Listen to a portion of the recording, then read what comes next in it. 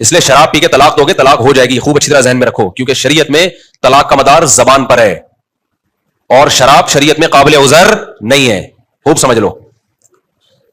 تو یہ جو کہتے ہیں نا شراب پی کے طلاق نہیں ہوتی، اس کی کوئی مضبوط دلیل نہیں ہے کوئی اس کی. ثلاث جدہن جد وہزلہن جد. اب آپ کہہ سکتے ہیں اس کو تو دماغ ہی کام نہیں کر رہا، تو پینے سے پہلے تو دماغ کام کر رہا تھا نا، کیوں پی جب پتا تھا کہ کچھ بھی ہو سکتا ہے. اس لیے شریعت میں شراب آپ نے پی اور کسی کو چاقو مار دیا غلطی سے تو آپ سے قصاص لیا جائے گا. یورپ میں تو یہ عذر ہے کہ آپ پی بھی تھی آپ کو پتہ نہیں چلا، اسلام میں شراب عذر نہیں ہے. بندہ مار دیا آپ کو قتل کیا جائے گا، قصاص لیا جائے گا. آپ کا یہ کہنا کہ میں پی بھی تھی مجھے نہیں پتا چلا تھا اس لیے میں سمجھا گائے ذبح ہو رہی ہے تو میں بندہ مار دیا، بندہ ذبح کر دیا، تو اسلام میں یہ عذر قابل قبول نہیں ہے. اس لیے کہ اسلام یہ کہے گا کہ پی تو اپنے اختیار سے ہے نا، شراب پینے سے پہلے تو دماغ کام کر رہا تھا نا، جب آپ کو پتا تھا پینے کے بعد کچھ بھی ہو سکتا ہے تو آپ پھر خود ذمہ دار ہو ہر عمل کے.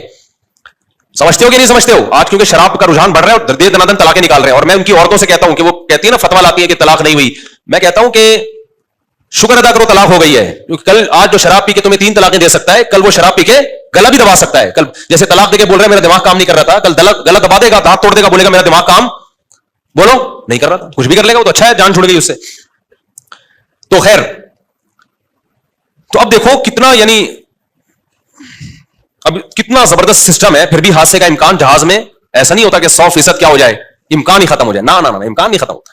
اور پی آئی اے میں تو الحمدللہ آپ کو پتا ہے، پی آئی اے کے خلاف زیادہ نہیں بولتا میرے بھائی، ہماری اپنی ایئر لائن ہے، پھر وہ لوگ غصہ کرتے ہیں. آپ کو تو چاہیے پی آئی اے کو پروموٹ کریں تو آپ خود سفر کریں پی آئی اے میں. اچھا خیر، تو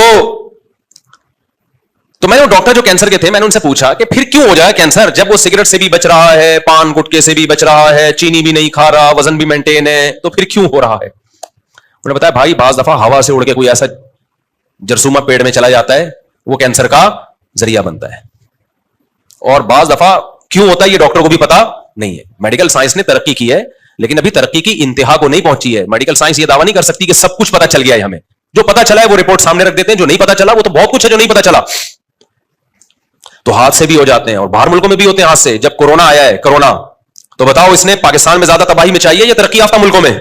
ترقی یافتہ ملکوں میں زیادہ تباہی پھیلی ہے. اس سے وجہ کیا تھی کہ وہ صحت کا بہت زیادہ خیال رکھتے ہیں، اس بہت زیادہ خیال کی وجہ سے ان کا امیون سسٹم کیا ہو گیا، یہی چیز ان کی موت کا ذریعہ بن گئی. ہمارے ہاں مچھر الحمدللہ، میں نے ڈاکٹر کو کہا جب کووڈ ہو رہا تھا، میں نے کہا ڈاکٹر صاحب میرے کتنے چانسز ہیں کووڈ سے مرنے کے؟ انہوں نے کہا بہت کم چانسز ہیں. آپ کو کبھی ملیریا ہوا؟ میں نے کہا ہوا ہے. انہوں نے کہا کم چانسز ہیں. ملیریا والوں کو کووڈ سے مرنے کا چانس کیا ہے؟ ایک دفعہ مچھر نے کوشش کر چکا ہے مارنے کی ان کو، مچھر ایک دفعہ مارنے کی پوری کوشش کر چکا ہے، نہیں مرے. اب ان کا جو امیون سسٹم ہے وہ کیا ہو گیا، وہ طاقتور ہو گیا. کورونا سے مرنے کا چانس ان کی تحقیق تھی واللہ عالم، کہ ان کی ایک تھیوری تھی، آپ کہہ لیں کہ ریسرچ کے لیے ان کا ایک رائے تھی،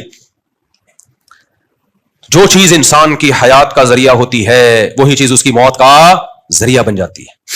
یہاں سے میں ایک اور بات آپ کو بتاؤں، آج کل ماہر نفسیات بہت سارے آ رہے ہیں، ان کے انٹرویوز بھی آ رہے ہیں، بچوں کو کیسے سمجھایا جائے، بچوں کی کیسی تربیت کی جائے.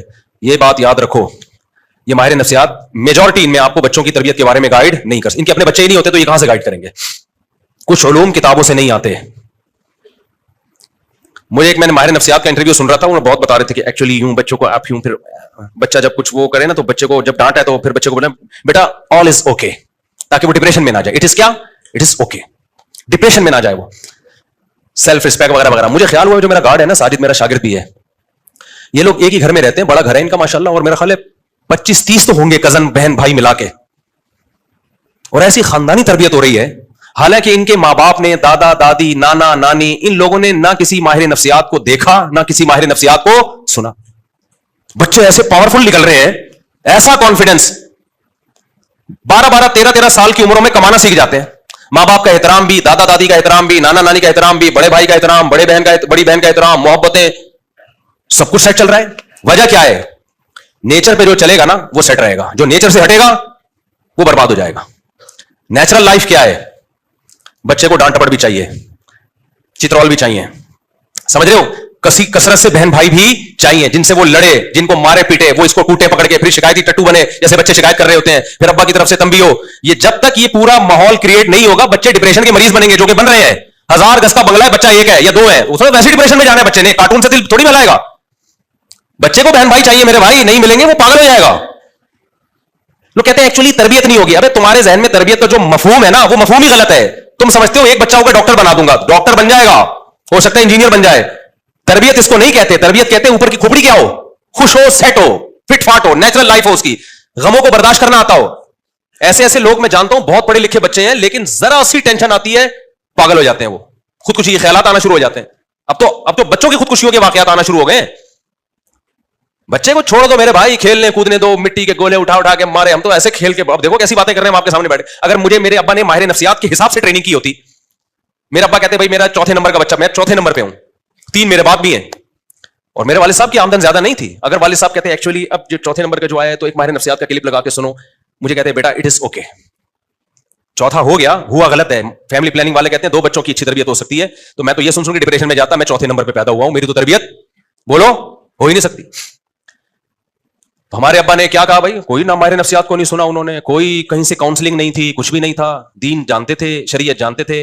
भाई बच्चे पे बिला वजह सख्ती ना करो, अगर कभी कर दो तो उसकी तलाफी कर दो, ताकि बच्चे के दिल में बगावत के जज्बात पैदा बोलो ना हो। थोड़ा टाइम भी दो बच्चे को, इतना सर पे भी नहीं बनाओ, चढ़ा लो कि पता चले कि लोग कहेंगे ये इनका अब्बा है और जो बाप है वो क्या है, बेटा है। तो अब्बा का हमें चाटे का खौफ भी होता था, डंडे का खौफ भी होता था, और मोहब्बतें भी मिलती थी। दोनों चीजों को लेकर मार्केट में क्या करो, चलो। नहीं आई मेरा ख्याल है बात समझ में।